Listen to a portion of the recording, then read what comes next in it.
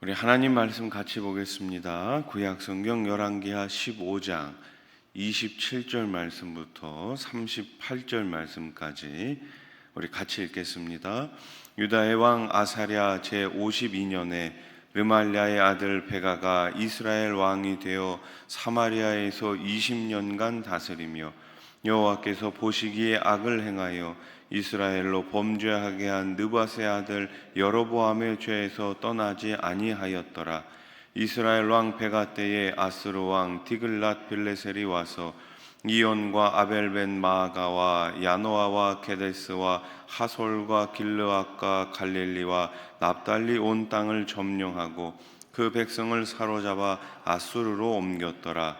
우시아의 아들 요담 제20년에 엘라의 아들 호세아가 반역하여 르말라의 아들 베가를 쳐서 죽이고 대신하여 왕이 되니라. 베가의 남은 사적과 그가 행한 모든 일은 이스라엘 왕 역대 지략에 기록되니라. 이스라엘의 왕 르말랴의 아들 베가 제2년에 유다 왕 우시아의 아들 요담이 왕이 되니 나이가 25세라. 예루살렘에서 16년간 다스리니라. 그의 어머니의 이름은 여루사라 사독의 딸이더라. 요담이 그의 아버지 우시아의 모든 행위대로 여호와께서 보시기에 정직히 행하였으나 오직 산당을 제거하지 아니하였으므로 백성이 여전히 그 산당에서 제사를 드리며 분향하였더라. 요담이 여호와의 성전의 윗문을 건축하니라. 요담의 남은 사적과 그가 행한 모든 일은 유다 왕 역대 지략에 기록되지 아니하였느냐. 그때에 여호와께서 비로소 아람 왕 르신과 르말라의 아들 베가를 보내어 유다를 치게 하셨더라. 요담이 그의 조상들과 함께 자매 그의 조상 다윗성의 조상들과 함께 장사되고 그 아들 아하스가 대신하여 왕이 되니라. 아멘. 더 이상 손을 쓸 수 없을 정도로 죄악이 모든 이스라엘 백성들의 삶에 자리를 잡습니다. 죄가 무서운 이유 중 하나는 그 심각성을 깨닫지 못하는 것이죠.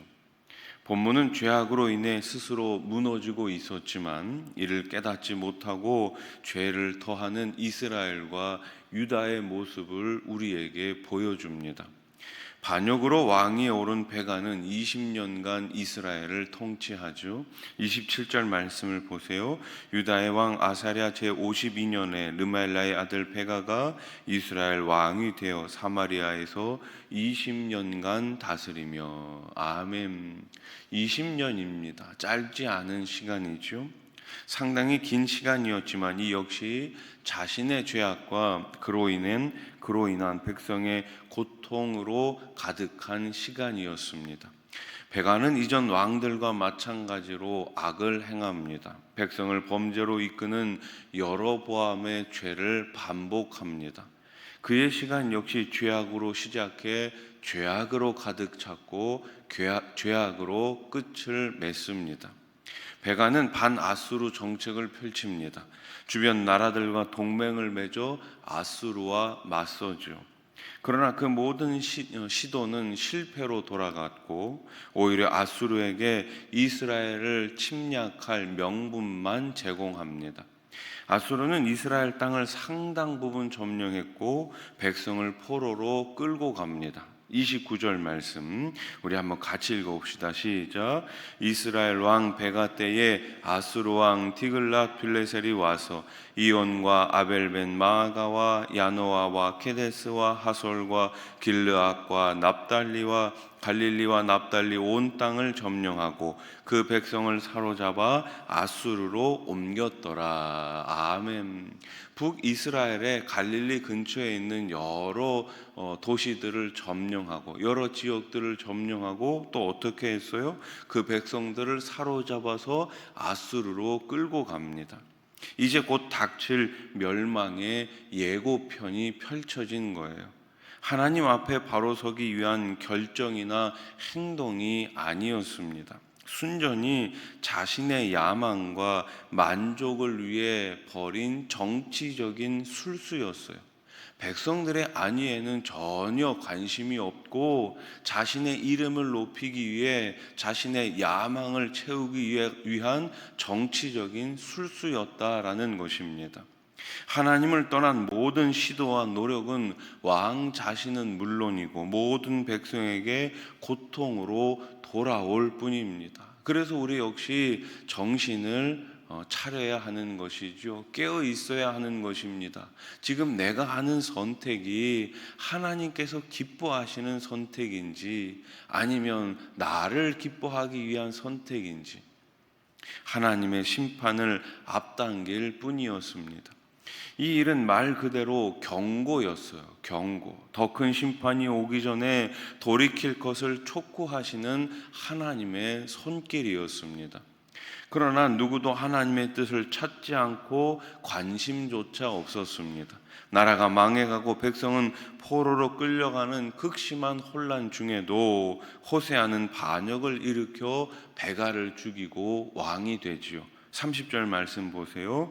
우시아의 아들 요담 제20년에 엘라의 아들 호세아가 반역하여 르말레의 아들 베가를 쳐서 죽이고 대신하여 왕이 되니라. 아멘. 나라가 혼탁스러워지지요. 백성들이 포로로 끌려가는 그 와중에도 반역을 일으켜서 왕이 되는 사람이 있습니다.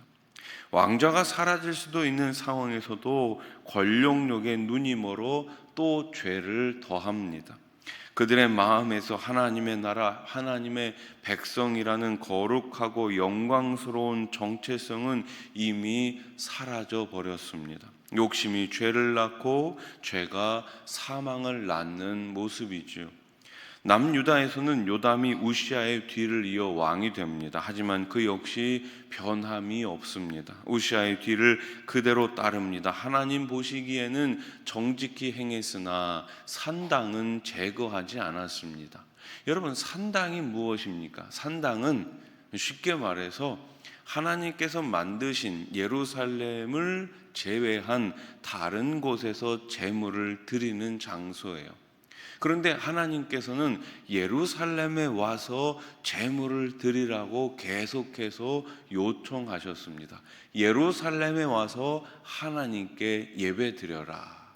너희가 다른 곳에 가서 예배 드리지 말아라. 그렇게 말씀하셨는데 왕이 돼서 그 산당을 없애지 못한 이유가 무엇입니까? 백성들이 그 산당을 좋아했기 때문이에요. 그러니까 하나님 말씀보다 백성들의 그 인기를 얻기 위해 가지고 산당을 없애지 않았던 것이죠. 성전의 문을 수리하고 건축하기는 했지만 백성은 여전히 우상 숭배에서 떠나지 않았습니다. 이제는 산당을 제거하는 일을 엄두도 낼 수 없을 만큼 백성의 삶에 깊이 뿌리를 내리고 있었습니다. 우상 숭배가 삶이 되어버린 것이죠. 죄는 우리의 삶 속에 조용히 가만히 들어오지만 곧 우리의 삶을 잠식하고 지배해 버립니다. 하나 죄를 타협하고 죄가 들어오는 것을 거부하지 않고 막지 않는다면 우리는 그 죄악 가운데 빠져들고 마는 것이죠. 하나님이 비로소 아람 왕 르신과 북이스라엘 베가를 보내 유다를 공격하게 하십니다. 치게 하십니다. 37절 말씀 보세요. 그때 여호와께서 비로소 아람 왕 르신과 르말라의 아들 베가를 보내어 유다를 치게 하셨더라. 아멘. 여러 가지 정치적 배경이 있었겠지만 그 목적은 분명합니다. 하나님이 유다에게 주시는 경고였습니다. 하나님은 그들이 죄악에서 속히 벗어나기를 원하셨습니다. 하나님의 뜻을 깨닫고 돌이켜 하나님께로 돌아오기를 원하셨습니다. 하나님께서는 이 작업을 계속해서 하십니다. 이스라엘이 멸망할 때까지, 멸망한 다음에도 계속해서 하나님께서 원하시고 요구하시는 것은 단 한 가지였습니다. 나에게 돌아와라. 하나님께로 돌아와라. 그래서 하나님께서는 계속해서 누구를 보내신 거예요? 선지자들을 보내셨던 거예요. 선지자들이 가서 백성들에게 전한 단 하나의 메시지는 무엇입니까? 하나님께로 돌아가자. 하나님께로 돌아가자. 돌아가면 산다. 돌아가지 않으면 망한다 였습니다. 결국 어떻게 됐습니까? 이스라엘은 돌아가지 않았고 결국 그들은 망했습니다. 그래서 하나님께서는 최후의 방법으로 누구를 보내신 거예요? 예수 그리스도를 보내신 것입니다. 예수님은 이 땅에 오셔서 말씀을 전하셨을 뿐만 아니라 그분이 하나님과 사람들 사이에 화목제물이 되셔서 십자가 위에서 죽으셨습니다. 십자가 위에서 죽으셨을 뿐만 아니라 다시 살아나셨습니다. 그래서 그 예수님을 믿는 사람만이 구원을 얻을 수가 있는 거예요. 그래서 그 십자가를 통해서만 하나님께로 갈 수가 있는 것입니다.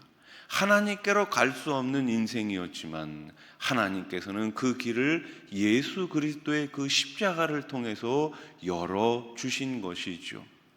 여러분, 이스라엘의 역사가 반복되는 것이 무엇입니까? 하나님 앞에 돌아오지 않았던 거예요. 그럼에도 불구하고 하나님은 계속해서 이스라엘을 사랑하셨지만 마침내 그 사랑의 방법으로 이스라엘을 멸망시키신 것입니다. 여러분, 경고는 좋은 거예요. 왜 좋은 거예요? 경고를 받을 때 돌이키면 되는 거예요. 경고를 받을 때 조심하면 되는 거예요. 그런데 그 경고를 무시하면 마침내 죄악 앞에, 지옥문 앞에 갈 수밖에 없는 것이죠. 말씀을 정리해 봅시다. 예수 그리스도 안에서 베푸시는 구원의 은혜를 우리는 늘 받고 있습니다. 이 은혜를 잊지 마시기 바랍니다. 이 은혜 안에 살아가시기 바랍니다.